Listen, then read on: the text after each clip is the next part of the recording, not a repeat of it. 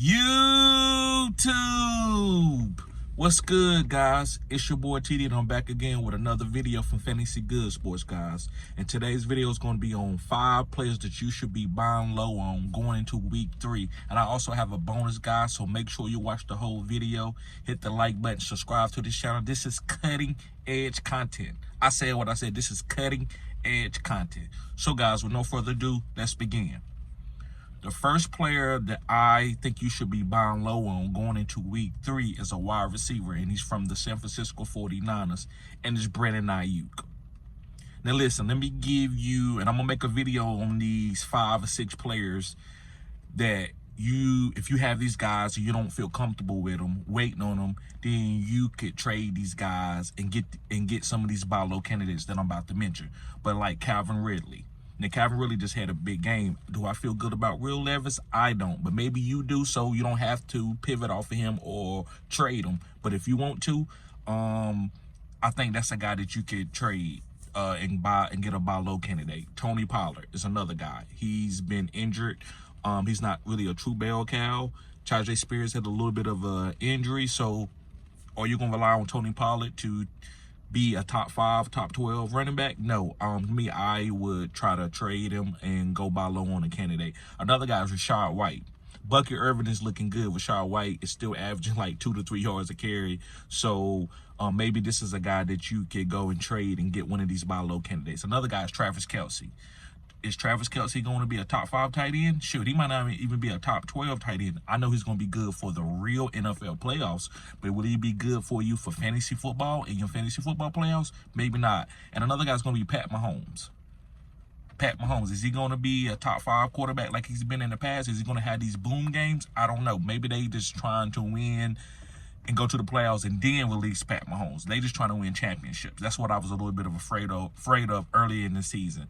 Or earlier in the summer. And another guy is Quentin Johnson. If Quentin Johnson balled out and you got him on your team, maybe this is a chance to sell on him and go buy low on a candidate that can help you out immediately. So let's get on to the first wide receiver that I was talking about. This guy is going to be Brandon Ayuk from the San Francisco 49ers.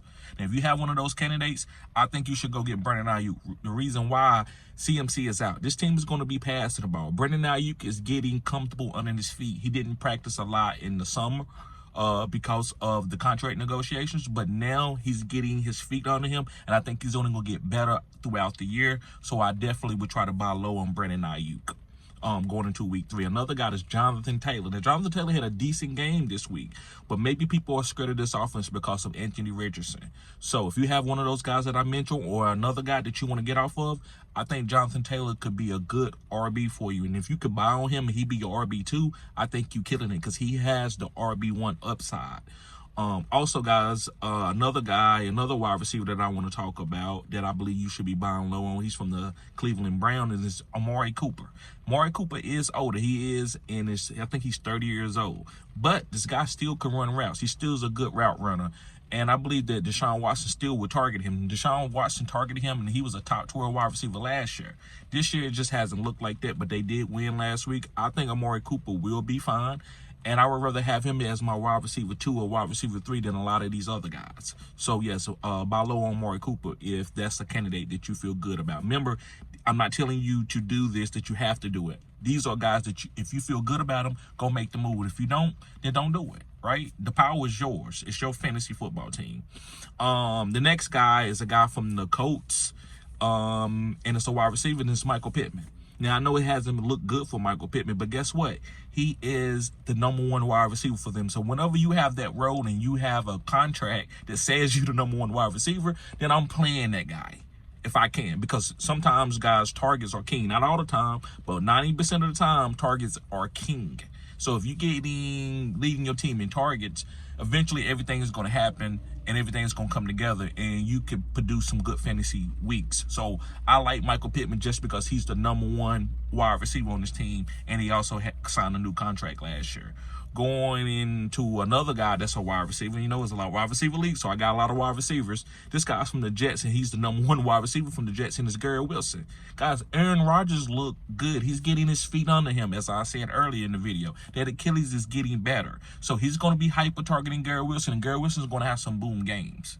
So I like Garrett Wilson. I think this is a #1 wide receiver that people are kind of like, I don't want him no more. I'm kind of moving on. And I'd rather have this guy as my #2 wide receiver or #3 wide receiver than some of these other guys who's having some boom games. But is it volatile? Is it going to keep happening? I don't know. And for the bonus, guys, thank y'all for watching the whole video, guys. Make sure you hit the like button, subscribe to this channel. This is cutting edge content. It's Terry McLaurin. Now, listen, I know I've been telling you, a lot of you, to start Terry McLaurin. I got Terry McLaurin in a best ball league, so I don't have to make that decision, but I like Terry McLaurin. If I drafted Terry McLaurin, I'm starting him at least as a wide receiver 2 or wide receiver 3 or definitely a flex play, because Jaden Daniels is going to have some type of alpha output at the wide receiver position, in order for him to get better. So I'm going to rely on that. Is this 100%? No. Terry McLaurin could be going for 8 points all year. I don't think so. I think eventually he's going to start booming.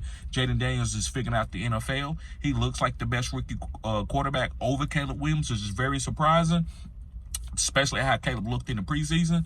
So Terry's going to be beneficial for that output. So I think Terry McLaurin, guys, has a chance to be a top 24 wide receiver, and I even think his ceiling is bigger than that. I think he could be top 12 on a weekly basis, but I think you have to give the rookie quarterback Jaden Daniels a little bit of time.